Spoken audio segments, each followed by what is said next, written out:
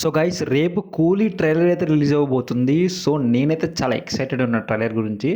అది కూడా లోకేష్ కనకరాజ్, రజనీకాంత్ కాంబినేషన్ అనమాట. అది సన్ పిక్చర్స్ ప్రొడక్షను. మరి ప్రమోషన్స్ అయితే చాలా చాలా దారుణంగా చేస్తున్నారు అసలు. ఈసారి ఎలాగైనా 1000 క్రోర్స్ కొట్టాలన్న రేంజ్‌లో ప్రమోషన్స్ అయితే వాళ్ళు ప్లాన్ చేశారు.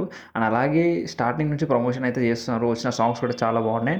అండ్ ట్రైలర్ కూడా ఈసారి ఇచ్చి పడేసాడు అనుకుంటున్నా. ఎందుకంటే లోకేష్ కనకరాజ్ ఫస్ట్ ఏ సర్టిఫికేట్ ఫిల్మ్ ఇది.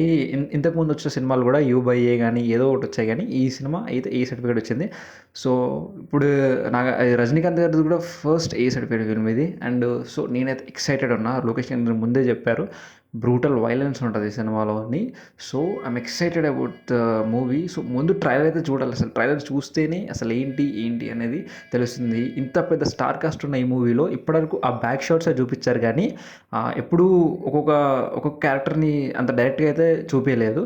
సో అమీర్ ఖాన్ గారు కూడా ఉన్న సినిమాలో, నాగార్జున గారు, అలాగే సత్యరాజ్, శృతి హాసన్, శోభిన్ గారు, ఉపేంద్ర గారు చాలా చాలా చాలా క్యాస్ట్ అవుతుంది సినిమాలో.